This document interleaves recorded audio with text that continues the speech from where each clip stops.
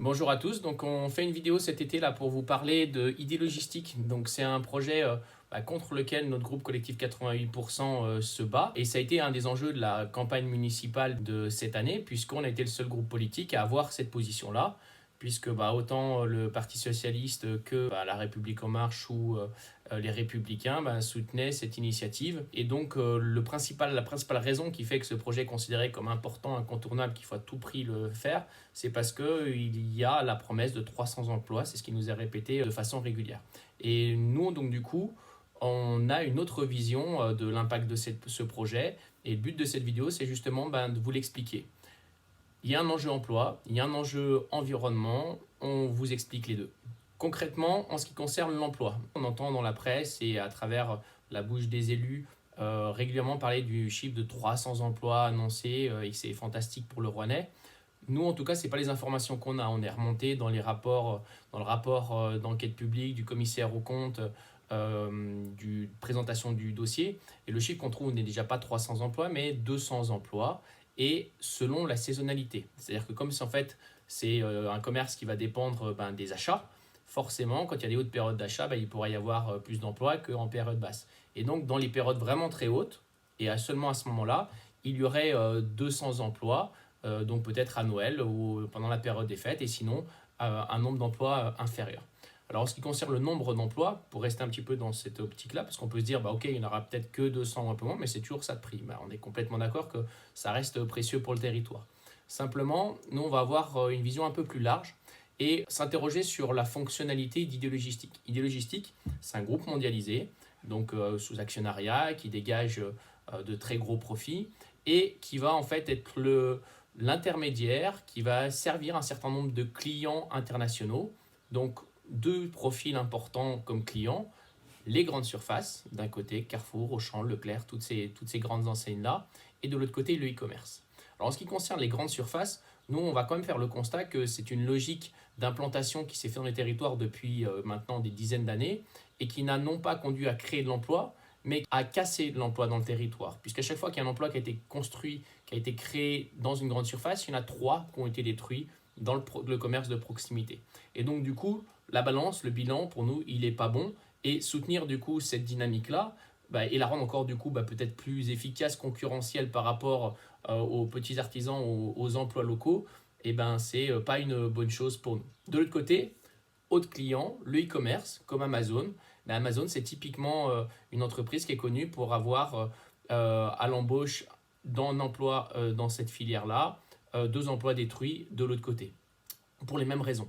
Donc du coup, au final, quand on va faire ce calcul un peu court-termiste de dire on va prendre ces emplois-là et puis de toute façon, si on ne les prend pas, d'autres vont le faire, etc., on joue la logique du système qui va conduire à avoir le soutien d'une logique économique de rentabilité qui n'a pas pour objectif de créer de l'emploi durable, de l'emploi utile pour le territoire et intéressant pour les gens, mais de créer un bénéfice commercial important et de générer des dividendes. Nous ne soutenons pas ce type de projet-là. Voilà, toujours en ce qui concerne la quantité d'emplois, on va vous laisser aussi écouter ce petit extrait de Eric Emard, qui est le président de ID Logistique France. Et vous allez voir un petit peu peut-être la réflexion dans laquelle se trouve cette filière-là. Et on rediscutera du nombre d'emplois après. J'imagine bien l'Europe logistique dans quelques années, des sites toujours extrêmement informatisés, une supply chain de plus en plus informatisée et étendue, des grands sites davantage mécanisés par rapport à ce qu'on constate aujourd'hui, et organisés dans une logique complètement transfrontalière. Quand vous parlez d'automatisation, vous savez bien que c'est un sujet qui fait peur en France. Non, c'est pas la c'est pas la réalité. Bien sûr, c'est une réalité. Si on mécanise, c'est pour avoir un ROI. Et s'il y a un ROI, c'est que forcément, au final, il y aura une main-d'œuvre moins importante en nombre de personnes. Simplement, il faut regarder la réalité concrète. La réalité concrète, c'est que la mécanisation prend la place d'un volet essentiellement d'intérimaire. Alors, l'intérimaire, ça reste de l'emploi, hein, c'est pas... mais la mécanisation ne conduit pas à la destruction de CDI, Peut-être il peut même l'augmenter, encore une fois en tout cas, et de façon certaine, il monte le niveau de qualification des CDI. Nous avons aujourd'hui à peu près 250 sites dans le groupe. Je pense que dans les 5 ans qui viennent, l'enjeu va porter sur une quarantaine de sites. Oui, pour vous donner un ordre de grandeur. Donc on parle d'un 20% de sites qui pourraient passer à davantage de mécanisation. Bon, alors, le constat est assez simple, c'est que cette filière va évoluer vers une mécanisation et c'est clairement dit, il va y avoir du coup une baisse du nombre d'emplois parce que leur but premier, ce n'est pas de créer de l'emploi, c'est de le réduire pour dégager des marges, pour avoir une rentabilité qui est toujours supérieure, pour dégager toujours plus de bénéfices. Donc, dans la durée, est-ce qu'il y aura toujours le nombre d'emplois annoncés dans ces filières-là? On n'en est pas sûr du tout. Et donc, tout mettre sur cet objectif-là en disant que forcément, voilà, tout cela va se passer tel qu'annoncé, bah, ce n'est pas sûr du tout. Et nous, on émet de très grosses réserves. Beaucoup d'arguments, du coup, sur le côté nombre d'emplois. Nous, au final, nous pensons qu'avec cette logique-là, on va perdre des emplois sur le territoire et on ne va pas en gagner. Le solde, pour nous, il n'est pas positif. Et il y a 10 années, 20 années, 20 années, 20 années, 30 années, 40 années de logique commerciale qui a déjà malheureusement fait ses preuves pour les territoires. On a bien vu que cette logique d'internalisation toujours du commerce avec la mise en concurrence des autres territoires, et on est dans cette logique-là avec idée logistique, bah, au final, on ne crée pas de l'emploi, on le détruit. Aujourd'hui, les grandes enseignes textiles, bah, elles vont le faire produire de l'autre bout du monde, et puis l'industrie locale et les emplois locaux ont disparu à cause de cette logique mondialisée-là, bah, que nous on dénonce sous ces aspects. Autre point d'un point de vue qualitatif, et là bah, on redonne le micro à M. Aymar. Pas particulièrement. Moi, je trouve que la loi pénibilité, que des métiers pénibles, encore une fois, nous, on réfléchit dans une logique de benchmark européen. Aux Pays-Bas, en Allemagne et dans d'autres pays européens, il y a déjà, alors le système est différent, mais des mécanismes qui font que les gens qui ont un travail pénible peuvent partir en retraite plus tôt. Donc le principe de la loi de pénibilité n'est pour moi en tout cas rien n'est choquant. Le problème, c'est qu'il vient se surrajouter à un handicap de compétitivité travail qui est très lourd, et donc c'est un peu un élément supplémentaire qui n'arrange pas les choses. Le vrai sujet que nous avons aujourd'hui en France, et qui fait peur aux grands clients internationaux et qui les amène à faire des choix logistiques d'implantation hors de France, c'est tout ce qui concerne l'organisation du travail et le coût du travail. Plus encore l'organisation du travail que le coût du travail. Les problématiques de rigidité du code du travail, des problématiques de conflictualité sont des sujets qui font peur aux grands groupes mondiaux et qui conduisent, dans un certain nombre de cas que j'ai vécu directement, ce n'est pas sur le papier, de clients qui disent tout pays européen excepté la France. Voilà, donc dans cet extrait, qu'est-ce que vous venez de voir? Eh bien que la logique, c'est d'abord d'avoir une efficacité, d'être concurrentiel, compétitif. Et donc là, en ce qui concerne l'emploi des gens, c'est la pénibilité vient de se surcharger à déjà plein de contraintes existantes. Bon, c'est un discours qu'on entend tout le temps, et qui consiste à dire, les amis, acceptez de travailler pour moins, dans des moins bonnes conditions. Ça a du coup un impact direct, concret pour les salariés. Et puis là, on prend un petit peu du recul par rapport aux autres entrepôts idéologistiques en France, et on voit que partout en France, et il y a plein d'articles de presse qui le montrent, au final, il y a des grèves permanentes parce que les conditions de travail, parce que les salaires, parce que le groupe fait des bénéfices records. Ils ont dégagé des dizaines de millions d'euros les dernières années, plus 57% d'augmentation de bénéfices en 2018, plus 14% en 2019.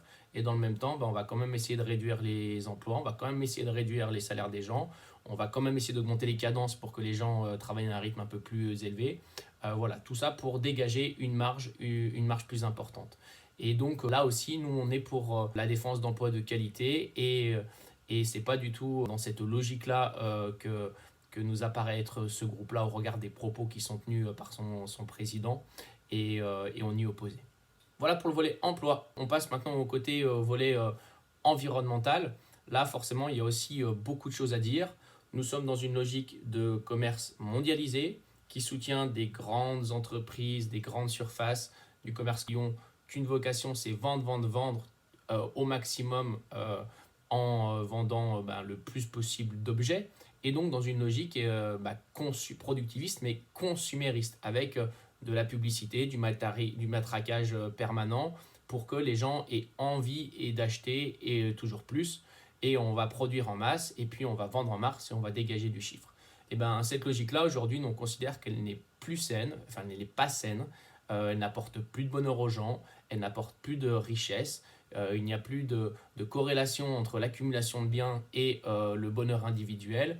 Et dans une logique du monde d'après, on doit changer cette logique-là. On doit passer d'une économie du désir à une économie des besoins. Et pour ça, il faut cesser de soutenir toute la filière économique qui va dans cette logique-là, puisque d'un point de vue environnemental, c'est une catastrophe. Vous connaissez tous les enjeux mondiaux de réchauffement climatique, de chute de la biodiversité, de pollution de l'air, etc., etc. Mais logistique est un maillon d'une logique commerciale qui donc du coup impacte vraiment la planète. Et puis d'un point de vue concret, sur le territoire, c'est des terres artificialisées et plus de 50 hectares de bâtiments, de bâtiments et donc du coup de terres agricoles qui sont perdues à jamais. Et puis en même temps, c'est 150 camions par jour sur notre territoire, donc pollution de l'air, donc gaz à effet de serre, qui vient rien arranger à la préservation de l'environnement.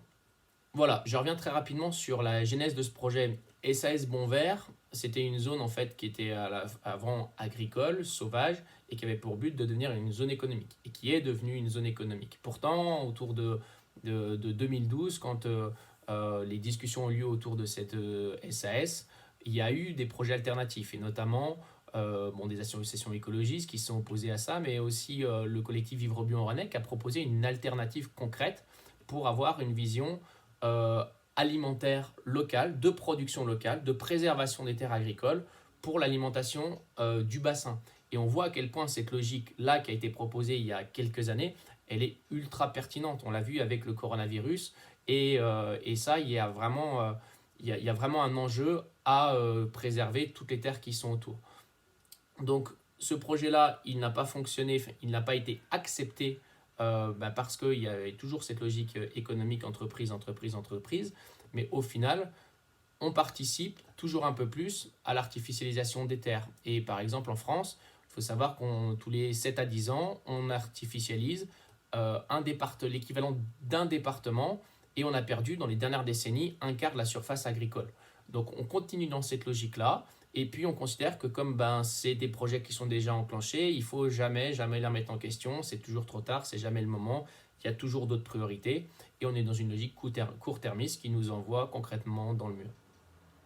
Voilà, après en ce qui concerne peut-être donc notre position actuelle, qu'on a défendue au Conseil communautaire encore le mois de juillet quand on a eu l'occasion de prendre la parole, et qu'on continuera aussi de porter, elle s'inscrit aussi dans une logique beaucoup plus large. C'est-à-dire que nous ne sommes pas du tout les seuls à dénoncer justement l'impact de ce type de projet. Et aujourd'hui, après, par exemple, en juin 2020, l'initiative de Delphine Batho pour proposer un moratoire sur ce genre de projet, il y a aujourd'hui, vous l'avez peut-être lu dans la presse, la ministre de l'écologie, Madame Pompili, qui propose elle aussi un moratoire parce qu'il est considéré que les enjeux environnementaux et de protection de l'emploi local se posent réellement vis-à-vis de ce type de projet. Donc on n'est pas en fait un groupe d'illuminés complètement à côté de la plaque et qui pensons à l'envers de toute logique partagée, puisque mine de rien, l'idée commence à faire son chemin, et on souhaite réellement que ce moratoire ait lieu et que cette discussion elle ait de nouveaux lieux dans le territoire. Oui, il y a déjà plein de choses qui sont engagées, ce projet, il y a déjà plein de choses qui ont été signées. Est-ce que pour autant il est trop tard? Non, il sera trop tard quand les piliers, le béton sera coulé, quand les camions seront là, quand on aura un peu plus ancré idée logistique dans le territoire, et donc rendu un peu plus dépendant idée logistique aux enseignes de grande surface. Voilà, tout ça qui va venir concurrencer de la résilience locale, de l'emploi local, avec de la production alimentaire locale, avec de la production manufacturière locale, et c'est hyper regrettable. Voilà, j'en termine peut-être avec simplement une petite vidéo qui circule là aussi en ce moment sur les réseaux sociaux, qui est on va dire un lanceur d'alerte qui a pris la peine de filmer le travail qu'on lui demandait de faire dans un entrepôt idéologistique. Donc à la demande en l'occurrence là de Carrefour, mais visiblement c'est vrai pour plein de groupes commerciaux différents et dans d'autres cas de figure. Dans les entrepôts idéologistiques, on leur demande de balancer de la nourriture quand c'est plus rentable plutôt que de chercher d'autres solutions.